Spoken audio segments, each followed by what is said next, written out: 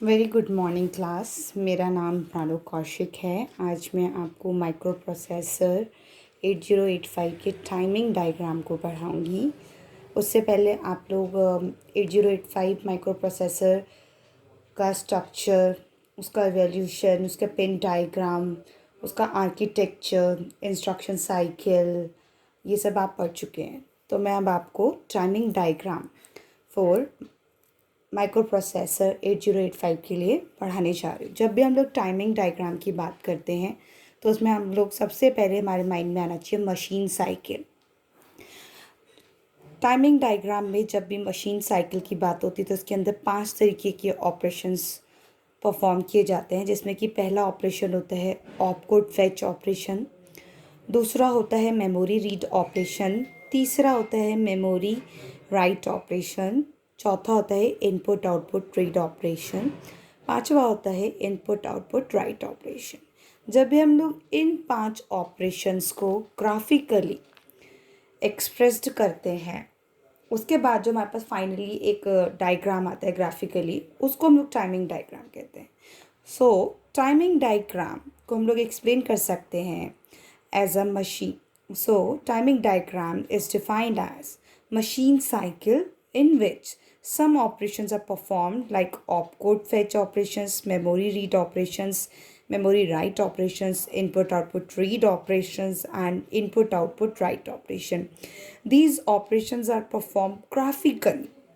जब भी हम लोग इन ऑपरेशंस को ग्राफिकली एक्सप्रेस करते हैं तो इन सभी ग्राफिकल डायग्राम को हम लोग टाइमिंग डायग्राम कहते हैं। अब हम लोग एक्सप्लेन करते हैं कि ये जो 5 ऑपरेशन हैं, उन 5 ऑपरेशंस में कैसे कैसे टाइमिंग डायग्राम बनते हैं, कितनी कितनी स्टेट्स हम लोग यूज़ करते हैं और कैसे हम लोग डेटा को दिखाते हैं, या हमारा जो डेटा है कैसे ट्रांसफ़र होता है डेटा बस को या एड्रेस डेटा बस को। तो हम लोग पहला टाइमिंग डायग्राम पढ़ेंगे ऑपकोड फेच ऑपरेशन के लिए, जिसमें कि कुछ पॉइंट्स हैं, जैसे कि पहला, जब भी fetch cycle in a fetch cycle micro processor fetch opcode. Fetch का मतलब होता है लेना, तो इसका मतलब है जब भी फेच साइकिल होगा उस टाइम पे माइक्रो प्रोसेसर जो होगा वो ऑपकोड को लेगा। नेक्स्ट पॉइंट ये कहता है जब भी हम लोग टाइमिंग डायग्राम में एक्सप्लेन करेंगे ऑपकोड फेच ऑपरेशन के लिए, तो इसमें 4 स्टेट हम लोग यूज़ करते हैं। 4 स्टेट हम यूज़ करेंगे जिनका नाम होता है T1, T2, T3 and T4। ये हमारी 4 स्टेट होती है, that is are 4 cycle. Next point ये कहता है कि जब भी माइक्रो प्रोसेसर हमारे पास इनपुट आउटपुट मेमोरी सिग्नल, उसको अगर वो लो जनरेट करेगा, इसका मतलब ये है कि हमारा जो माइक्रो प्रोसेसर है वो मेमोरी के साथ कम्युनिकेट करना चाहता है। लास्ट पॉइंट ये कहता है कि जब भी माइक्रो प्रोसेसर के जो state signal S0 and S1 होते हैं उनको वो हाई करेगा, तो इसका मतलब है कि वहाँ पे फेच ऑपरेशंस परफॉर्म हो रहे हैं। ये इसका टाइमिंग डायग्राम है ऑपकोड फेच ऑपरेशन के लिए। जब भी हम लोग टाइमिंग डायग्राम की बात करेंगे तो मशीन साइकिल के अंदर 4 स्टेट आएगी, T1, T2, T3 and T4।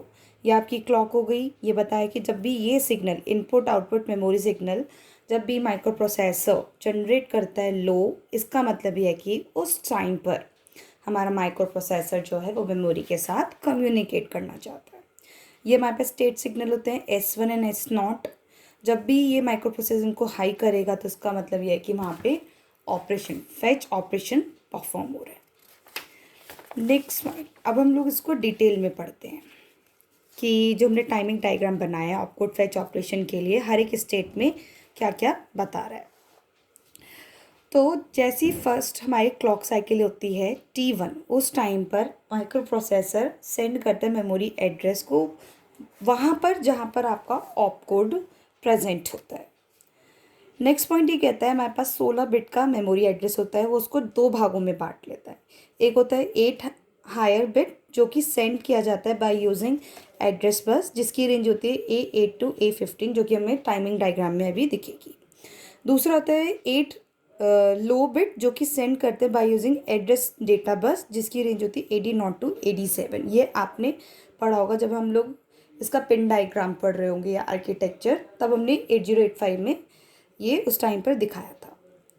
तो जब हमारा 8 लो बिट डेटा को सेंड करता है by using address data bus, वो इसलिए करता है क्योंकि एड्रेस डेटा बस जो होता है वो ट्रांसफ़र करता है डेटा को नेक्स्ट क्लॉक साइकिल में। तो इसीलिए हम लोग इसको बोलते हैं टाइम मल्टीप्लेक्स्ड मोड। समझ आया? टाइम मल्टीप्लेक्स मोड वो मोड है जब हमारा जो 16 बिट का मेमोरी एड्रेस, जब उसको हम लोग दो भाग में बांट देते हैं, एक होता है 8 हायर बिट, उसको सेंड करने के लिए हम लोग एड्रेस बस यूज़ करते हैं, और जो हमारा रिमेनिंग बचता है 8 लोअर बिट, उसको हम लोग सेंड करने के लिए हम लोग यूज़ करते हैं एड्रेस डेटा बस। इसकी रेंज होती है 80 टू 87, क्योंकि एड्रेस डेटा बस ट्रांसफ़र करता है डेटा को दूसरी क्लॉक साइकिल में। उसी को हम लोग बोलते हैं टाइम मल्टीप्लेक्स मोड। इसका मतलब है कि एड्रेस डेटा बस वहाँ पे होनी ज़रूरी है, यानी कि एड्रेस डेटा बस का एक इम्पॉर्टेंट रोल है, जिससे कि वो आपके डेटा को कैरी कर सके नेक्स्ट क्लॉक साइकिल में, that is T2 and T3। इस परफॉर्मेंस के लिए, इस पूरे को परफॉर्म करने के लिए, इस परफॉर्मेंस के लिए माइक्रो प्रोसेसर एक सिग्नल भेजता है जिसका नाम होता है एड्रेस लैच इनेबल, जिसका मतलब होता है जिसमें मेमोरी एड्रेस जिसके अंदर 8 जो लो बिट एड्रेस होता है जो कि मेमोरी या लैच में जाके स्टोर हो जाता है। इसका मतलब है कि हमारा जो कंप्लीट 16 बिट का एड्रेस था वो नेक्स्ट साइकिल में आ चुका है।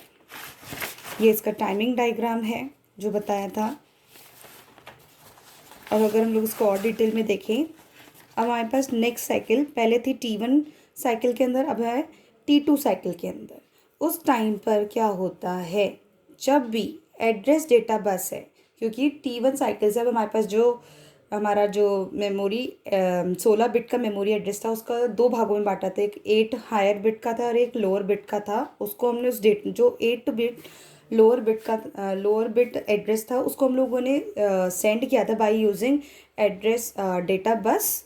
उसको यूज़ करके हम लोगों ने सेंड किया था। तो फाइनली हमारे पास जो डेटा था वो कहाँ पे आ चुका है, एड्रेस डेटा बस। तो अब एड्रेस डेटा बस जो है वो रेडी कर लेगी उस डेटा को, और माइक्रो प्रोसेसर उस टाइम पे रीड सिग्नल को लो कर देगा, उस टाइम पर लो कर देगा।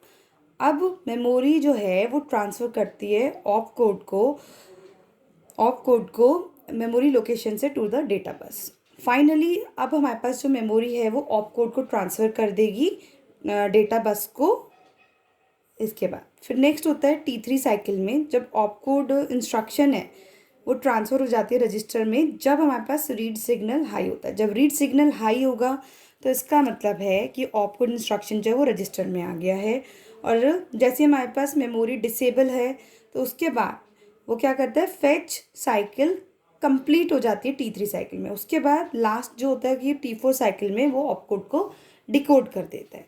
पर इसमें कुछ बातें ध्यान रखने की है कि जब भी T2 cycle, micro processor in T2 cycle examine the ready, वो एग्जामिन यानी देखता रहता है रेडी सिग्नल को। अगर ये हाई होता है तो इसका मतलब है कि माइक्रो प्रोसेसर हमारा T3 स्टेट में आ गया है, और अगर ये लो होता है तो इसका मतलब है कि माइक्रो प्रोसेसर हमारा वेट स्टेट में होगा T2 और T3 के बीच में। अब हम लोग नेक्स्ट पढ़ते हैं timing diagram for memory read cycle के लिए। पहला हम लोगों ने पढ़ा timing diagram for opcode fetch operation के लिए। अब हम लोग पढ़ रहे हैं next timing diagram for memory read cycle के लिए, जिसमें कि क्या है, in memory read cycle microprocessor read the content of memory location. Then मतलब कि मेमोरी रीड साइकिल में जो माइक्रो प्रोसेसर है वो मेमोरी लोकेशन के कंटेंट को पहले रीड करेगा, उसके बाद वो उसको जो कंटेंट था उसको एक्यूमुलेटर या रजिस्टर में प्लेस करा देगा। For example if you want to take 2 byte instructions, जैसे हमने ये इंस्ट्रक्शन दी MBIB F9। MBIB का मतलब होता है move immediate the data F9 into register B। This instructions can be written in 06 F9, जहाँ पे 06 मतलब कि opcode which is defined for MBIB while F9 is a data. Next point है कि this instruction need 2 machine cycle. इस instruction में 2 machine cycle की ज़रूरत है। पहले मशीन साइकिल में in first machine cycle M1 fetch the op code 06, मतलब पहले मशीन साइकिल में वो पहले जो ऑप कोड 06 है उसको लेगा, और दूसरी साइकिल में in second machine cycle M2 in which read the data from memory. Second cycle M2 में वो रीड करेगा डेटा को मेमोरी से। नेक्स्ट पॉइंट कहता है कि माइक्रो प्रोसेसर जनरेट करता है low input output memory signal which means address memory is getting. इसका मतलब है कि एड्रेस मेमोरी हमको मिल रही है। नेक्स्ट कहता है कि 4 रीड ऑपरेशन। रीड ऑपरेशन के लिए state signal S1 and S0 वो सेट हो जाते हैं 1 एंड 0 को। ये हमारे पास टाइमिंग डायग्राम है। जैसा कि आप टाइमिंग डायग्राम देख रहे हो फॉर मेमोरी के लिए, जो हमारे पास इसमें 3 स्टेट है, मशीन साइकिल N2 है जिसमें कि 3 स्टेट है T1, T2, T3 and T4। लेकिन जब हम लोगों ने टाइमिंग डायग्राम बनाया था ऑपकोड फेच ऑपरेशन के लिए, इसमें 4 स्टेट थी। इसमें कितनी स्टेट हो गई हमारे पास? 3 स्टेट हो गई। Clock, input output memory signal, ये हमारे पास इसका आपके 2 स्टेट हो गए। ये हमारी डेटा ये होती है आपकी 16 बिट का जो मेमोरी एड्रेस होता है उसके लिए A8 to A15 होता है।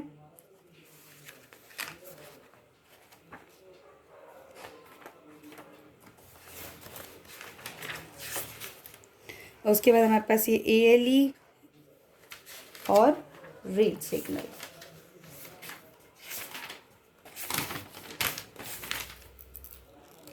और ये PCH जो है हमारे पास higher byte of program counter, PCL मतलब lower byte of program counter. इस टाइमिंग डायग्राम को एक्सप्लेन किया गया है जैसे कि इसमें हमें 3 स्टेट दिख रही है T1, T2, T3। T1 in T1 clock cycle, data of memory 8 LSB send address data bus AD0 to AD7, right? Next point ये कहता है कि in T2 clock cycle 8 LSB of address latched and address data bus free to transfer the data. In clock cycle read signal RED read signal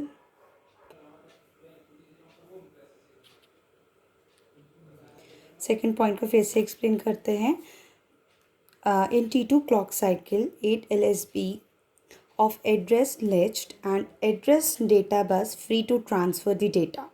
In clock cycle, when this signal gets low, which enable the memory read operation, then place the data to data bus.